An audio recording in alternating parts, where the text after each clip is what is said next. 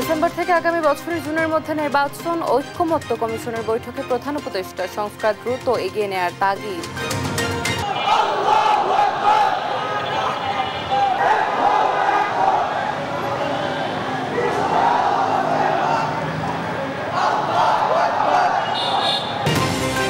March for গাজায় জনতার ঢল, ঘোষণাপত্র, ইসরায়েলের সঙ্গে মুসলিম বিশ্বের কূটনৈতিক ও বাণিজ্যিক সম্পর্ক ছিন্নের আহ্বান। আসছে বাজেটে প্রত্যক্ষ করের ওপর জোরদার পরামর্শ অর্থনীতিবিদদের, আকারে বড় নয় বাস্তবমুখী বাজেট চায় সাধারণ মানুষ। বাজেট যদি লম্বা হয় কিন্তু কাজের কাজ কিছু হয় না, ওটা আমরা চাই না। পাবলিক ডিমান্ড যেটা, পাবলিক ডিমান্ড অনুযায়ী যাতে আমাদের বাজেটটা হয়। গোপালগঞ্জে দুটি ভবন সংস্কারে কোনো কাজ করেনি ঠিকাদার ও শিক্ষা প্রকৌশলের নির্বাহী প্রকৌশলী, হাতিয়ে নিয়েছে 25 লাখ টাকা।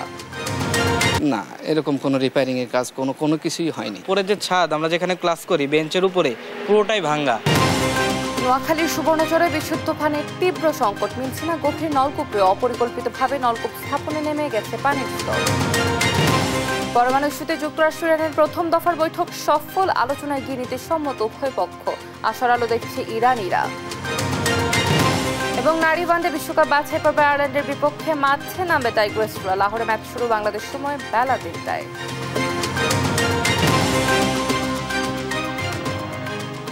দেখছিলেন শিরোনামগুলো, সংবাদ সকালে আপনাদের সঙ্গে রয়েছি আমি অতসী সেন। এবারে বিস্তারিত। ডিসেম্বর থেকে আগামী বছরের জুন মাসের মধ্যে জাতীয় নির্বাচনের লক্ষ্য নিয়ে সংস্কার কার্যক্রম দ্রুত এগিয়ে নেওয়ার তাগিদ দিয়েছেন প্রধান উপদেষ্টা এবং জাতীয় ঐক্যমত্য কমিশনের চেয়ারম্যান ডক্টর মোহাম্মদ ইউনূস। ঐক্যমত্য কমিশনের 2 সদস্যের সঙ্গে এক বৈঠকে তিনি এই তাগিদ দেন। শনিবার বিকালে প্রধান উপদেষ্টার সরকারি বাসভবন যমুনায় এ বৈঠক অনুষ্ঠিত হয়। এতে অংশ নেন জাতীয় ঐক্যমত্য কমিশনের সভাপতি প্রফেসর আলী রিয়াজ এবং সদস্য ডক্টর বদিউল আলম মজুমদার। ঐক্যমত্য কমিশনের কার্যক্রমের অগ্রগতি সম্পর্কে কমিশনের চেয়ারম্যানকে অবহিত করেন তারা। বৈঠকের পর প্রধান উপদেষ্টার প্রেস উইং এ তথ্য জানিয়েছে।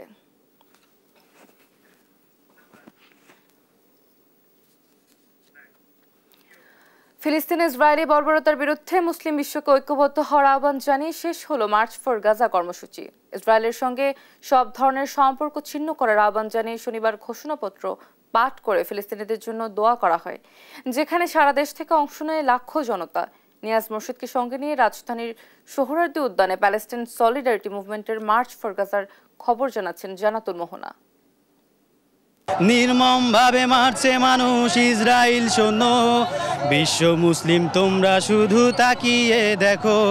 ফিলিস্তিনিদের আর্তনাদ যেন পৌঁছে গেছে বাংলাদেশের ঘরে ঘরে। সরাসরি ফিলিস্তিনে যেতে না পারলেও ইসরায়েলি বর্বরতার বিরুদ্ধে ঐক্যবদ্ধ হতে সারা দেশ থেকে রাজধানীতে ঢল নামে লাখো জনতার। সোহরাওয়ার্দী উদ্যান যাদের গন্তব্য। প্যালেস্টাইন সলিডারিটি মুভমেন্টের আয়োজনে মার্চ ফর গাজা কর্মসূচিতে জনগণের এই অভূতপূর্ব সাড়া যেন নজিরবিহীন দৃষ্টান্ত। আল্লাহ তো আমাদের অনেক ভালো রাখছে, তাই না? আমরা খেতে পারতেছি, ভালোভাবে বাস করতে পারতেছি, সন্তানদের নিয়ে একসাথে থাকতে পারতেছি। ওদের অবস্থাটা কি? কারো বাবা নেই, কারো বাচ্চা নেই। ফিলিস্তিনের আশেপাশে যে মুসলিম দেশগুলো রয়েছে এটা দেখে বিশ্ব বিবেকে নাড়া দিবে। তারাও বুঝতে পারবে এত দূরের একটি ছোট্ট দেশ বাংলাদেশ হয়েও তারা যদি ফিলিস্তিনের পক্ষে সজাগ হতে পারে, বাংলাদেশের লাখো কোটি মানুষ যদি সজাগ হতে পারে, তাহলে একই জাতিগোষ্ঠী আরবের জাতীয়তাবাদ ধারণ করে তারা কেন পারবে না ফিলিস্তিনের পাশে দাঁড়াতে। বেলা 3টায় সমাবেশে অংশ নিয়ে সাধারণ মানুষ সহ বিভিন্ন শ্রেণী পেশার প্রতিনিধিরা ইসরায়েলের বর্বরতার বিরুদ্ধে বিশ্ব মুসলিমকে ঐক্যবদ্ধ হবার আহ্বান জানান। মূল মঞ্চে দাঁড়িয়ে আমার দেশ পত্রিকার সম্পাদক মাহমুদুর রহমান ফিলিস্তিনের সংহতি পক্ষে একটি ঘোষণাপত্র পাঠ করেন, যেখানে মুসলিম বিশ্বের নেতাদের ইসরায়েলের সঙ্গে সব রকম সম্পর্ক ছিন্ন করে গাজায় ইসরায়েলি আগ্রাসন বন্ধে পদক্ষেপ নেওয়ার আহ্বান জানানো হয়। ইসরায়েলের সাথে অর্থনৈতিক, সামরিক ও কূটনৈতিক সকল সম্পর্ক অবিলম্বে ছিন্ন করতে হবে। 2, জায়নবাদী রাষ্ট্রের বিরুদ্ধে বাণিজ্যিক অবরোধ ও নিষেধাজ্ঞা আরোপ করতে হবে। 3, গাজার মুসলিম জনগণের পাশে চিকিৎসা, খাদ্য, আবাসন ও প্রতিরক্ষা সহযোগিতা সহ সর্বাত্মক সহযোগিতা নিয়ে দাঁড়াতে হবে। জাতীয় মসজিদ বায়তুল মোকাররমের খতিব মাওলানা আব্দুল মালিকের নেতৃত্বে নির্যাতিত ফিলিস্তিনিদের জন্য বিশেষ মুনাজাতের মাধ্যমে শেষ হয় মার্চ ফর গাজা কর্মসূচি। জান্নাতুল মোহনা, দেশ টিভি, ঢাকা।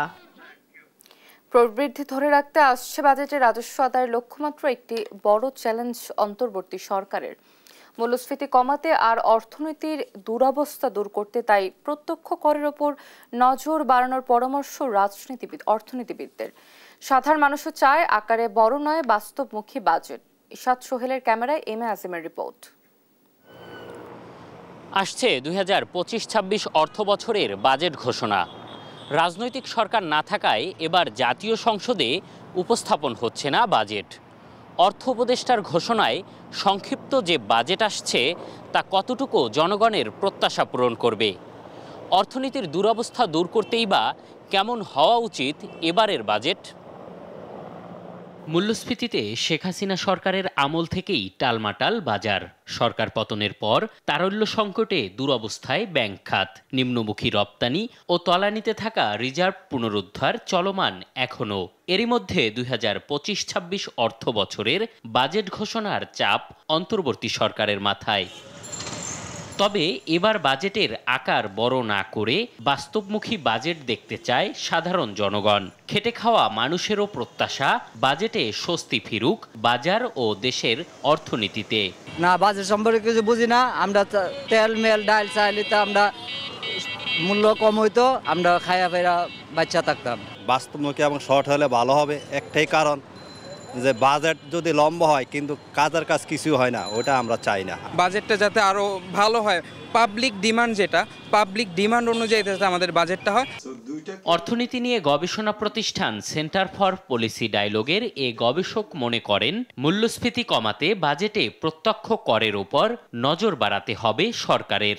বাজেটের মূল যে তিনটা দিক, একটা হলো যে রাজস্ব আহরণ, রাজস্ব ব্যয় এবং উন্নয়ন ব্যয়। এই তিনটা দিকের ক্ষেত্রেই কিন্তু মূল্যস্ফীতির একটা বড় ভূমিকা থাকে। রাজস্ব আয়ের ক্ষেত্রে যদি আমরা অপ্রত্যক্ষ করের উপরে না চাপ দিয়ে যদি প্রত্যক্ষ করের উপরে দেই এবং সেটাও যদি আমরা ভিত্তি এবং যেসব কর ফাঁকি আছে সেগুলো রোধ করি, এটা ইতিবাচক প্রভাব ফেলবে। তবে এখন পর্যন্ত বিভিন্ন সূত্রে পাওয়া তথ্য বলছে চলতি অর্থ বছরের থেকে আগামী অর্থ বছরে বাজেটের আকার বাড়তে পারে ৫১,০০০ কোটি টাকা, যেখানে প্রবৃদ্ধির লক্ষ্যমাত্রা ৫.৫%। বার্ষিক উন্নয়ন কর্মসূচি এডিপিতে বরাদ্দ বাড়তে পারে ৫,০০০ কোটি টাকা, বেতন ভাতায় ৮,০০০ কোটি টাকা আর সুদ পরিশোধ বাড়তে পারে ৭,০০০ কোটি টাকা। মূল্যস্ফীতি ৭% মধ্যে রাখার চেষ্টা করা হবে। বাড়তে থাকছে বাজেটের আকার, তবে লক্ষ্যমাত্রা অনুযায়ী রাজস্ব আদায় সম্ভব হয় না। তাই ঋণের বোঝা কমাতে ব্যয় সাশ্রয়ী হওয়ার পরামর্শও তার। রাজস্ব আদায় আমরা এতই বেশি করে ফেলবো যে ঘাটতি আমরা কমাতে পারবো, সেটাও আমার মনে হয় না। সুতরাং এইবারে যেটা আমাদের চেষ্টা করতে হবে সেটা হলো যে কিভাবে আমরা এই অর্থ যেটা আহরণ করা, সে আহরণটাকে যদি আমরা আরেকটু বাড়াতে পারি এটা প্রকৃতপক্ষে, এবং দ্বিতীয় হলো যে ব্যয়টা করা এটা যদি আমরা সাশ্রয়ীভাবে করতে পারি। 2025-26 অর্থ বছরের বাজেট সংক্ষিপ্ত আকারে 50 থেকে 60 পৃষ্ঠার হতে পারে, যার কর ব্যবস্থাপনা ব্যবসাবান্ধব করা হবে বলেও অন্তর্বর্তী সরকারের পক্ষ থেকে জানানো হয়েছে। এম এ আজিম, দেশ টিভি, ঢাকা। গোপালগঞ্জে একটি সরকারি কলেজের পরিত্যক্ত ভবন সহ 2টি ভবনের সংস্কারের টেন্ডার আহ্বান করে কোনো কাজ না করে প্রায় 25 লাখ টাকা হাতিয়ে নেওয়ার অভিযোগ উঠেছে নির্বাহী প্রকৌশলীর বিরুদ্ধে। টেন্ডারে দেখানো হয়েছে 49 প্রকারের কাজ, তবে টেন্ডার আহ্বানের মাধ্যমে কাজের বিষয়ে জানেন না কলেজ কর্তৃপক্ষ। আর মুখে কুলু পেটেছেন শিক্ষা প্রকৌশল অধিদপ্তরের নির্বাহী প্রকৌশলী। জাবেরুল ইসলাম বাঁধনের রিপোর্ট, জানাচ্ছেন শামীম হোসেন। গোপালগঞ্জের টুঙ্গিপাড়া উপজেলার সরকারি শেখ মুজিবুর রহমান কলেজের দ্বিতল একাডেমিক ভবনের পলেস্তারা খসে বেরিয়ে গেছে রড। ঝুঁকিপূর্ণ হওয়ায় পাঠদানও বন্ধ, অথচ সেই ভবন ও পাশের প্রশাসনিক ভবনের সংস্কার সহ বেশ কয়েকটি মালামাল ক্রয়ের টেন্ডার আহ্বান করে শিক্ষা প্রকৌশল অধিদপ্তর, যেখানে ব্যয় ধরা হয় 24,85,150 টাকা। শিক্ষা প্রকৌশল অধিদপ্তরের দেয়া কার্যাদেশে দেখা যায় তরল হ্যান্ড ওয়াশের 2টি খালি বোতলের মূল্য ধরা হয়েছে 14,000 টাকা। শুধু তাই নয়, প্রতিটি পানির ট্যাপ 9,000, শাওয়ার মিক্সচার 6,000, ফ্যানের রেগুলেটর 1,500, 5টি এসি স্থানান্তরে 50,000, প্রতিষ্ঠানে না থাকা সত্ত্বেও 8টি এয়ার কুলার মেরামতে 33,000 আর রং করায় ব্যয় ধরা হয়েছে প্রায় 12.5 লাখ টাকা। এমন ক্রমে গিয়ে ঠেকেছে 49-এ। 2024 সালের 7 মার্চ আহ্বান করা হয় টেন্ডার। মেসার্স পিআর প্রকৌশলী নামে ঠিকাদারি প্রতিষ্ঠানকে কার্যাদেশ দেয়া হয় 13 জুন। কাজের মেয়াদ দেখানো হয় 13 নভেম্বর পর্যন্ত। অথচ এই সময়ের মধ্যে প্রতিষ্ঠানটিতে কোনো কাজই হয়নি বলছে কলেজের কর্মকর্তারা। আর মুঠোফোনে চেষ্টা করেও পাওয়া যায়নি ঠিকাদারি প্রতিষ্ঠানের কাউকে। না, এরকম কোনো রিপেয়ারিং এর কাজ কোনো কিছুই হয়নি। তো আমি দেখভাল করিনি, আমি তো অফিস প্রশাসনিক কাজ করছি। হ্যাঁ, আসলে তো কাজ হয়েছে কাগজপত্র। উপরে যে ছাদ, আমরা যেখানে ক্লাস করি বেঞ্চের উপরে, পুরোটাই ভাঙ্গা। টেন্ডারের মাধ্যমে কোনো কাজ হয়নি জানান তৎকালীন অধ্যক্ষও। বিষয়টি খোঁজ নিয়ে জানানোর কথা বলেন কলেজের চলতি দায়িত্বপ্রাপ্ত অধ্যক্ষ। আর বিষয়টি ভিন্ন খাতে প্রবাহিত করে ক্যামেরায় কথা বলতে রাজি হননি নির্বাহী প্রকৌশলী। এটা কমিটির মাধ্যমে হয়েছে, ডিসি অফিস জড়িত, এসএসএফ জড়িত, পুলিশ জড়িত, সবাই জানে এই বিষয়গুলো। এটা আমি সাক্ষাৎ দিতে পারবো না, তাহলে আপনার কমিটির ইয়ের মাধ্যমে আসতে হবে। না, আমার সময় তো হয় নাই। হোস্টেলের থেকে আসছে, আমাদের মহিলা হোস্টেলের যে কিছু মালামাল আসছে বা কিছু ফার্নিচার আসছে, ওইটা ছাড়া আমার আমলের কোনো কাজ হয় না। আসলে যেটা কেনা হয়েছে ওটা কোথায় কি আছে বা আদৌ আছে কিনা, এগুলো আমি সমস্ত কিছু দেখে তারপরে আপনাদের তথ্য দিতে পারবো। বিষয়টি তদন্ত করে ব্যবস্থা গ্রহণের অনুরোধ জানিয়েছেন শিক্ষানুরাগীরা। নিউজ ডেস্ক, দেশ টিভি। নোয়াখালীর উপকূলীয় উপজেলা সুবর্ণচরে পানির তীব্র সংকট দেখা দিয়েছে। গভীর নলকূপেও মিলছে না পানি। খাবার পানি, গোসল এবং গৃহস্থালী কাজে ব্যবহারের পানির জন্য রীতিমতো হাহাকার চলছে। অপরিকল্পিতভাবে নলকূপ স্থাপন করে ভূগর্ভস্থ পানির যথেচ্ছ ব্যবহার এবং খাল, বিল সহ ভূ উপরিভাগের প্রাকৃতিক জলধারগুলোর বেহাল দশার কারণে এমন পরিস্থিতি সৃষ্টি হয়েছে বলে মত সংশ্লিষ্টদের। মাওলা সুজনের তথ্য ছবিতে জানাচ্ছেন আব্দুল্লাহ মারুফ। গত 2 মাস থেকে পানির অভাবে চরম দুর্বিষহ জীবন কাটাচ্ছেন নোয়াখালীর উপকূলীয় উপজেলা সুবর্ণচরবাসী। গ্রীষ্মের তাপপ্রবাহ বাড়ার সাথে পাল্লা দিয়ে পানির এই সংকট যেন আরো তীব্র হচ্ছে। দিনের পর দিন ভূগর্ভস্থ পানির অনিয়ন্ত্রিত ব্যবহারের কারণে গৃহস্থালী কাজে ব্যবহারের জন্য এখন নলকূপ চেপেও পাওয়া যাচ্ছে না পানি। পানি শূন্য হয়ে আছে আশেপাশের খাল, বিল, পুকুর, জলাশয়গুলোও। খাবার পানির জন্য দূর দূরান্তে ছুটতে হচ্ছে স্থানীয়দের। খাল, বিল, জলাশয় একবারে শুকিয়ে গেছে, এখন তো পানি নেই, কোথাও কোনো পানি নেই। যে আমাদের এত বড় পুকুরও পানি নেই। যেগুলো ডিপ টিউবওয়েল বসানো, এগুলা তো অধিকাংশগুলোতে পানি নেই। মানুষের পানির খাওয়ার কষ্ট, আশেপাশে দূর থেকে আনি পানি খাইতে হয়, গোসল করতে কষ্ট। এখানে লাইনে দাঁড়াইছি পানির জন্য, আমাদের বাড়িতে পানি নাই, এই জন্য পানি নিতে আসছি। জনস্বাস্থ্য প্রকৌশল অধিদপ্তরের পক্ষ থেকে গাড়ি যুগে বিভিন্ন স্থানে খাবার পানি সরবরাহ করা হচ্ছে, তবে চাহিদার তুলনায় তা একেবারেই অপ্রতুল বলে জানিয়েছে অধিদপ্তরের কর্মীরা। প্রত্যেক পয়েন্টে গিয়ে প্রত্যেক ইউনিয়নে একদিন করে আমরা প্রতিদিন পানি সরবরাহ করতেছে। যেখানে যাচ্ছি সেখানে খুব চাহিদা, ওনারা কলসি বান্ডু নিয়ে মানে আমরা যাওয়াটা বাকি, লগে লগে ওনারা মানে খুব বেশি হাহাকার অবস্থা এটা দেখা যাচ্ছে। সুবর্ণচরে এভাবে পানি সংকট চলতে থাকলে পরিবেশ, প্রকৃতি ও জনজীবনে বড় ধরনের বিরূপ প্রভাব পড়তে পারে বলে আশঙ্কা প্রকাশ করেছেন উপকূলীয় পরিবেশ রক্ষা আন্দোলনের সাথে সংশ্লিষ্টরা। আমাদের বড় বড় 10-15টি খাল রয়েছে যেগুলা বিশাল প্রশস্ত এবং অনেক লম্বা। এই খালগুলোকে যদি আমরা পুনঃখনন করে এবং বৃষ্টির পানি সঞ্চয় করতে পারি তাহলে আমাদের শুষ্ক মৌসুমে এসের সংকট দূর হবে। পানির সংকট মোকাবিলায় স্বল্প ও দীর্ঘমেয়াদী সমন্বিত পরিকল্পনা গ্রহণ করা হয়েছে বলে জানিয়েছে উপজেলা প্রশাসন। সুবর্ণচরে একটা প্রাকৃতিক জলাধার মেঘনা লেক, সেটি আমরা খননের জন্য ইতোমধ্যে যে পরিকল্পনা গ্রহণ করা হয়েছে সেটা আমরা এই কাজে অগ্রসর হচ্ছি। বাংলাদেশ কৃষি উন্নয়ন কর্পোরেশনের তথ্য অনুযায়ী সুবর্ণচরে কৃষি কাজে ব্যবহারের জন্য 245টি সেচ পাম্পের অনুমোদন দেওয়া হয়েছে। এছাড়া অনুমোদনহীন আরও অন্তত 3000 সেচ পাম্প বসিয়েছে কৃষকরা। এর ফলে ভূগর্ভস্থ পানির স্তর নিচে নেমে যাওয়ায় কোথাও মিলছে না পানি। নিউজ ডেস্ক, দেশ টিভি। কলার সঙ্গে মিশিয়ে খেয়ে অভিনব কায়দায় পাচার করা হচ্ছে ইয়াবা, যা আবার পরে বায়ু পথ দিয়ে বের করে বিক্রি করা হচ্ছে মাদকসেবীদের কাছে। আইন শৃঙ্খলা রক্ষাকারী বাহিনীর চোখ ফাঁকি দিতেই পাকস্থলিত করে ইয়াবা পাচারের কৌশল বেছে নিচ্ছে একটি চক্র। বগুড়া শহরের ঢাকা রংপুর মহাসড়কের ভবের বাজার ও চক সূত্রপুর এলাকা থেকে এক নারী সহ 3 জনকে গ্রেপ্তারের পর বিষয়টি সামনে আসে। বগুড়ার প্রতিনিধি সঞ্জু রায়ের রিপোর্ট। 20,000 টাকা চুক্তিতে নিজের পাকস্থলিতে করে টেকনাফ থেকে ইয়াবার চালান আনা হচ্ছিল বগুড়ায়। গোপন সংবাদের ভিত্তিতে চালানটি জব্দ করে বগুড়া জেলা গোয়েন্দা পুলিশ। পরে পায়ুপথ দিয়ে 40 এই ব্যক্তির পেটে পলিথিনের পোটলায় থাকা শত শত পিস ইয়াবা বের করা হয়। গ্রেপ্তার হওয়া ব্যক্তি আলম জানান, পলিথিনে ইয়াবা ঢুকিয়ে স্কচ টেপে পেঁচিয়ে প্রথমে কলার সঙ্গে মেশানো হয়।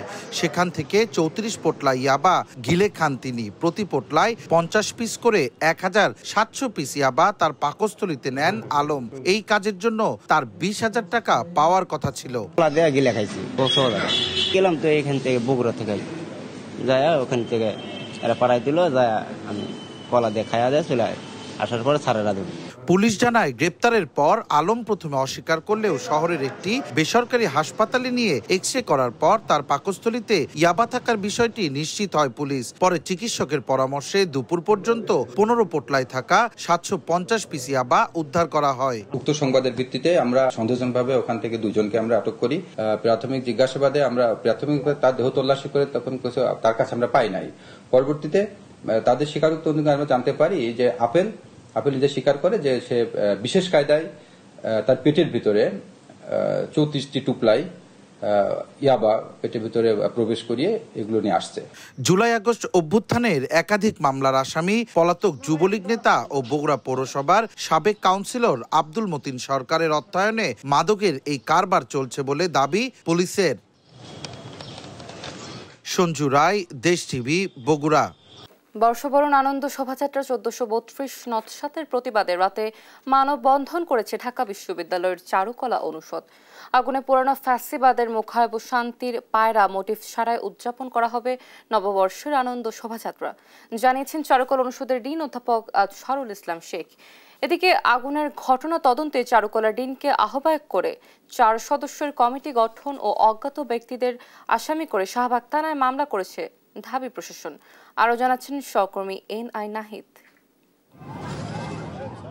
বর্ষবরণ আনন্দ শোভাযাত্রা 1432 নস্যাৎ চেষ্টার প্রতিবাদে ঢাকা বিশ্ববিদ্যালয়ের চারুকলা অনুষদের মানববন্ধন। শনিবার রাতে ঢাবি চারুকলা অনুষদের সামনে এ কর্মসূচি পালন করা হয়। এ সময় এতে অনুষদের ডিন অধ্যাপক আজহারুল ইসলাম শেখ সহ বর্তমান ও প্রাক্তন শিক্ষার্থী, শিক্ষক, কর্মকর্তা, কর্মচারী ও সাধারণ মানুষ অংশ নেন। মোটিফে আগুনের ঘটনার বিচার দাবি করে নববর্ষের প্রাক্কালে সময় স্বল্পতার কারণে ফেস্টিবাদের মুখাবয়ব মোটিফ নির্মাণ আর সম্ভব নয় বলে জানান এই শিক্ষক। শিল্প তৈরি যেভাবে প্রক্রিয়া, সেই প্রক্রিয়াতে 1-2 দিনের মধ্যে সম্ভব নয়, এটা কোনোভাবেই সম্ভব না। আমরা 20 দিন আগে থেকে শুরু করেছি। চারুকলা অনুষদের ডিন আজহারুল জানান, আগুনে পুড়িয়ে দেয়া ফেস্টিবাদের মুখাবয়ব ও শান্তির পায়রা মোটিফ ছাড়াই সবার অংশগ্রহণে বর্ষবরণ আনন্দ শোভাযাত্রা হবে। আমরা যে চেতনা নিয়ে আসলে এই কাজটা করছি, এই চেতনায় আমাদের আঘাত এসেছে, আমাদের শিল্প চেতনা আঘাত এসেছে। আর এমনিতেও এই স্বাধীন দেশের মতন একটা উন্মুক্ত একটা জায়গায় যে কনসেপ্ট থেকে আমরা সবাইকে আসলে আহ্বান করেছিলাম, আমরা সেই জায়গাটায় এখন দ্বিগুণ কিন্তু আসলে আমাদের স্পিড আপ হয়েছে। এদিকে শনিবার রাতে নববর্ষ বরণের জন্য পালকি, ইলিশ মাছ, কাঠের বাঘ, তরমুজের ফালি, মোটিফ পাহারায় পুলিশ মোতায়েন করা হয়েছে। মোটিফে আগুনের ঘটনা তদন্তে চারুকলার ডিনকে আহ্বায়ক করে 4 সদস্যের কমিটি গঠন ও অজ্ঞাত ব্যক্তিদের আসামি করে শাহবাগ থানায় মামলা করেছে ঢাবি প্রশাসন। NI নাহিদ, দেশ টিভি, ঢাকা।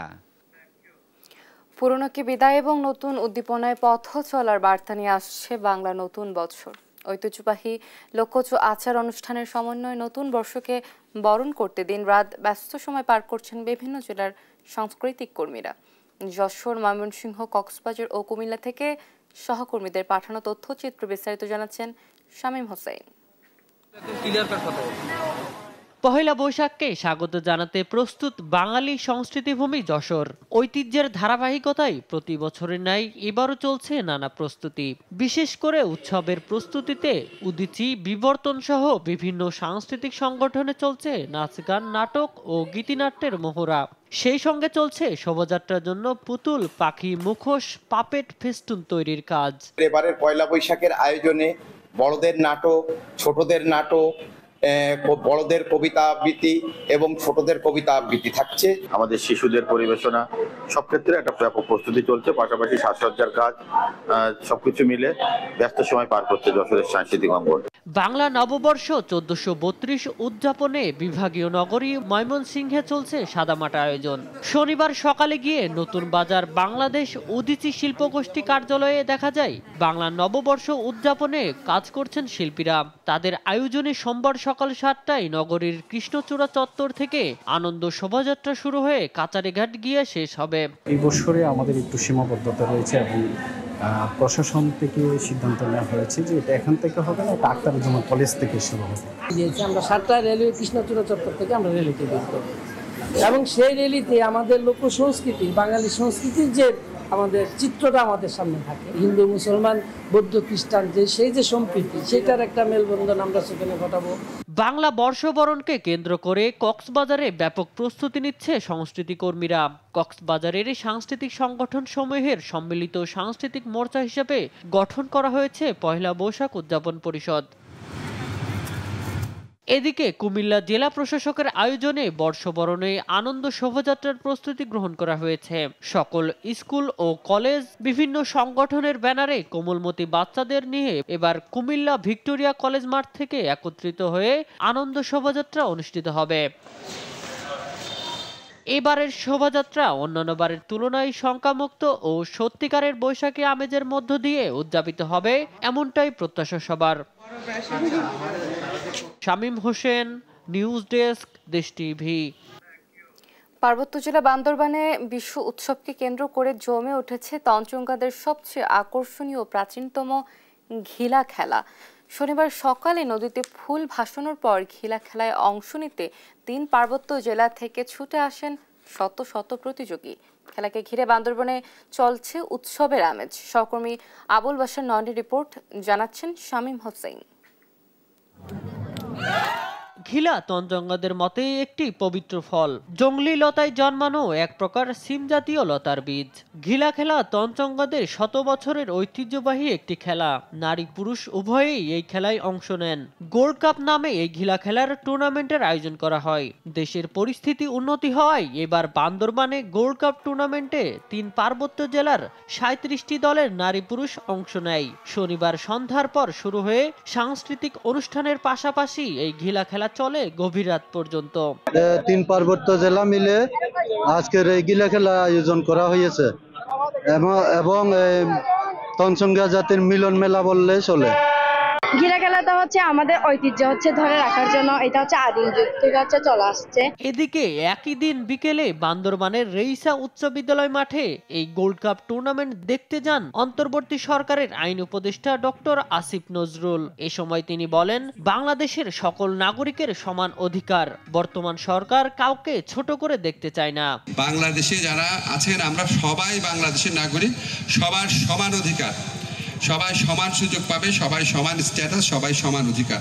আমরা কোনোভাবেই কাউকে ছোট করে কাউকে বড় করে দেখতে চাই না। আমাদের চেষ্টা থাকবে এবং আপনারা যে আমাদের সংস্কৃতিকে যেভাবে আপনারা লালন করেছেন, যেভাবে সমৃদ্ধ করেছেন, এটার জন্য আপনাদের কাছে বিশেষভাবে কৃতজ্ঞ। যোগ দেন বান্দরবান পার্বত্য জেলা পরিষদ চেয়ারম্যান অধ্যাপক থানজামাল উসাই সহ বিভিন্ন পর্যায়ে নেতৃবৃন্দ। এ সময় তারা পাহাড়ি জনগোষ্ঠীর উন্নয়নে ঐক্যবদ্ধ থাকার আহ্বান জানান। পরে রাতে অতিথিবৃন্দ ফিতা কেটে খেলা উদ্বোধনের পর জমে ওঠে উৎসবস্থল। প্রসঙ্গত 2009 সাল থেকে তঞ্চঙ্গাদের ঘিলা খেলা গোল্ড কাপ টুর্নামেন্ট শুরু হয়। আগামীতে এই আয়োজন আরো বড় পরিসরে ভিন্ন এলাকায় করতে চান আয়োজকরা। নিউজ ডেস্ক, দেশ টিভি। বান্দরবানে উৎসবমুখর পরিবেশে পালিত হচ্ছে সাংগ্রাই উৎসব। এর মাধ্যমে পুরাতন বছরকে বিদায় ও নতুন বছরকে বরণে উল্লাসে মেতেছেন সবাই। এ বিষয়ে আরো জানাতে সরাসরি যুক্ত হচ্ছেন আমাদের সহকর্মী আবুল বাশার নয়ন। আমরা যুক্ত হচ্ছি। নয়ন, সাংগ্রাই উৎসব ঘিরে বান্দরবানে কি ধরনের আয়োজন রাখা হয়েছে জানাবেন? জি, সকালে সাংগ্রাই র্যালির পর এই মুহূর্তে ক্ষুদ্র নিগুস্তি ইনস্টিটিউটে চলছে বয়োজ্যেষ্ঠ পূজা। আসলে মারমা সম্প্রদায় আজকের এই দিনটিতে সাংগ্রাই যে র্যালি হয়, র্যালির পরবর্তী বয়োজ্যেষ্ঠ পূজা করে থাকে। এই মুহূর্তে আমরা মঞ্চে যাদেরকে দেখছি, ক্যামেরা চোখ 102 বছর, 99 বছর বয়স, সব বিভিন্ন বয়সী শ্রদ্ধেয় যারা প্রবীণ মুরব্বীরা রয়েছেন তারা উপস্থিত আছেন মঞ্চে। মূলত আজকের এই দিনটিতে মারমা সম্প্রদায় যে আজকে যে নতুন বছর শুরু করবে, নতুন বছর যারা বয়স্ক রয়েছে তাদেরকে প্রণাম করে তাদের থেকে দোয়া নিয়ে নতুন যে বছর, সেই নতুন বছরটি আসলে শুরু করে থাকেন। মূলত পুরনো বছরকে বিদায় এবং নতুন বছরকে বরণের উদ্দেশ্যে আজকের এই দিনটিতে সাংগ্রাই উৎসবে প্রথমে সকালে ঐতিহ্যবাহী যে রাজার মাঠ রয়েছে, রাজার মাঠ থেকে বর্ণাঢ্য র্যালি শুরু হয়। সেই র্যালিটি পুরো বান্দরবান শহর ঘুরে এই মুহূর্তে ইনস্টিটিউটে এসে বয়োজ্যেষ্ঠ পূজায় অংশ নিচ্ছেন। আমরা ক্যামেরার চোখে একটু দেখাতে চাই যে বয়োজ্যেষ্ঠ পূজার তাৎপর্য নিয়ে এই মুহূর্তে আলোচনা করছেন সেনাবাহিনীর অবসরপ্রাপ্ত কর্নেল সিং। তিনি আসলে তুলে ধরছেন যে এই বয়স্ক পূজাটি আসলে মারমা সম্প্রদায় কেন করে থাকে, সেই তাৎপর্য আসলে তুলে ধরছেন। আমরা এখানে মঞ্চে দেখতে পাচ্ছি বান্দরবান জেলা প্রশাসক রয়েছেন, শামীমারা রিনি রয়েছেন, অতিরিক্ত জেলা প্রশাসক রয়েছেন, সদর উপজেলা নির্বাহী অফিসার রয়েছেন এবং বিভিন্ন পর্যায়ের কর্মকর্তাবৃন্দ রয়েছেন। এখানে আসলে যে সাংগ্রাই উৎসবের যে তাৎপর্য, সে তাৎপর্য নিয়ে বিভিন্ন জন আলাপ আলোচনা করছেন। তারা এর আগে যে র্যালি হয়েছে, র্যালি পরবর্তী সময়ে সবার প্রত্যাশা ছিল পাহাড়ে যে শান্তি ফিরে আসুক, নতুন বছর যে তারা নতুন বছর যে বরণ করতে যাচ্ছে, নতুন বছরের প্রত্যাশা নিয়ে আমি একটু জানতে চাই আগামী নতুন বছরের প্রত্যাশা।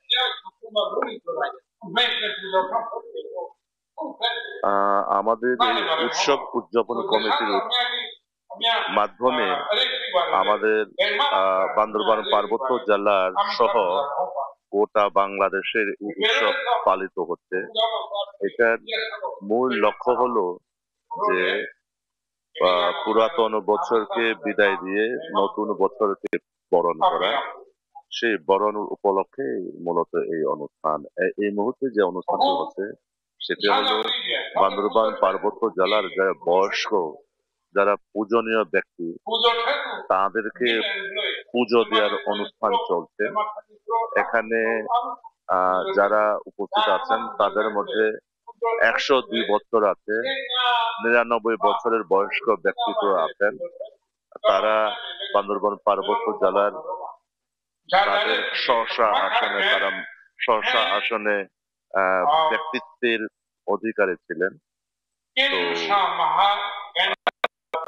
আমরা মারামারা বলে সাংগ্রাই, চাকমারা বলে বিজু, চাকরা সাংগ্রা বলে, বাঙালি ভাইরা বলে বাংলা নববর্ষ।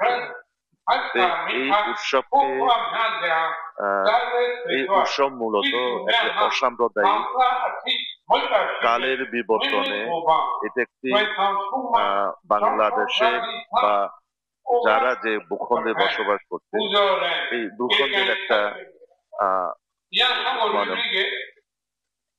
কথা বলছিলেন আঞ্চলিক পরিষদের সদস্য মারমা। আমি যদি একটু বলে রাখতে চাই, পাহাড়ে নানা সংঘাত সংঘর্ষ, নানা কারণে অস্থিরতা বিরাজ করছিল। এবারের যে নতুন বছর বরণ করতে যাচ্ছে, সবার প্রত্যাশা আগামী বছর সবাই সম্প্রীতির মাধ্যমে বান্দরবানে বসবাস করুক, পাহাড়ে। এই ছিল আমার কাছে বান্দরবানে চলে যাচ্ছে। নয়ন, ধন্যবাদ আপনাকে। দর্শক, বর্ষবরণকে ঘিরে সাংগ্রাই উৎসব সম্পর্কে আমরা জানছিলাম। বান্দরবান থেকে সরাসরি যুক্ত ছিলেন আমাদের সহকর্মী আবুল বাশার নয়ন। এবং যেমনটা আসলে বলছিলাম যে সাংগ্রাই উৎসব হচ্ছে, তেমনটা আসলে কক্সবাজারেও রাখাইন পল্লীতে শুরু হয়েছে বর্ষবরণ উৎসব। এ বিষয়ে আরও জানাতে সরাসরি যুক্ত হচ্ছেন সহকর্মী আব্দুর রহমান। আমরা যুক্ত হচ্ছি।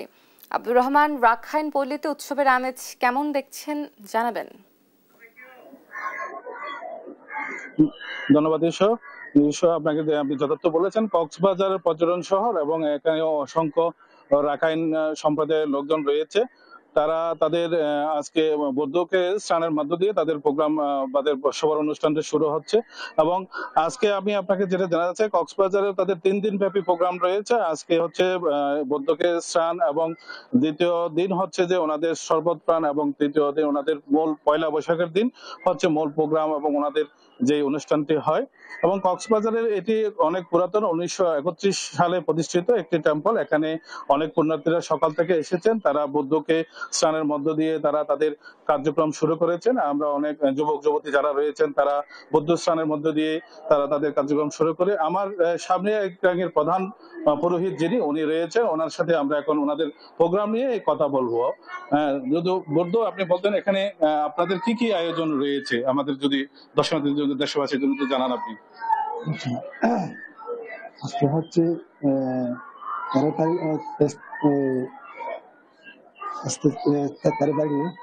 13 তারিখ রবিবার। আজকের আমাদের প্রোগ্রাম হচ্ছে সকালবেলা যুবক যুবতীরা এসে বুদ্ধকে স্নান করা একটা প্রোগ্রাম। তারপরে দ্বিতীয়টা হচ্ছে আমাদের মানে বিহারের মধ্যে যারা এসেছে তাদেরকে সমস্ত মানুষদেরকে মানে সর্ব পানি দেওয়া। আর বিকাল টাইমের মধ্যে আমাদের তৃতীয় প্রোগ্রাম হচ্ছে আমাদের শেষ বেলাতে প্রায় 4:30 বা 5টা ভিতর আমাদের পঞ্চশীল নেওয়া হবে। এই 3টা প্রোগ্রাম আমাদের ছিল আজকে, কিন্তু এতদূর পর্যন্ত আমাদের আজকে প্রোগ্রামটা 3টা ছিল। আগামীকাল থেকে পুরো দিনটা আমাদের শুরু হবে। যেমনটি জানিয়েছিলেন যে আজকে ওনাদের আসলে শুরু থেকেই যে বিষয়টি আছে সেটি হলো যে ওনাদের যে প্রোগ্রামের আয়োজনটা রয়েছে তাদের ধর্মীয় অনুসারে প্রতি বছরের নেই, এটাও শুরু চলে। এবং আগামীকালকে ওনাদের একটি বিশাল প্রোগ্রাম রয়েছে যেখানে র্যালি এবং শরবত পানের প্রোগ্রাম। ওখানে 4 থেকে 5 হাজার পুণ্যার্থীরা থাকবে বলে তারা আমাদেরকে জানিয়েছে। এবং জলকেলি অনুষ্ঠানটা 17, 18, 19 এই 3 দিন ব্যাপী কক্সবাজারের যে ঐতিহ্যবাহী অনুষ্ঠান হয় সেটা চলবে বলে আমাদেরকে জানিয়েছেন। ও সেই ছিল আমার কাছে সর্বশেষ কক্সবাজারের বুদ্ধ টেম্পল থেকে। আব্দুর রহমান, ধন্যবাদ আপনাকে। দর্শক, রাখাইন পল্লীতেও বর্ষবরণ উৎসব শুরু হচ্ছে, সেই বিষয়ে আমরা জানছিলাম, আমাদের জানাচ্ছিলেন আমাদের সহকর্মী আব্দুর রহমান।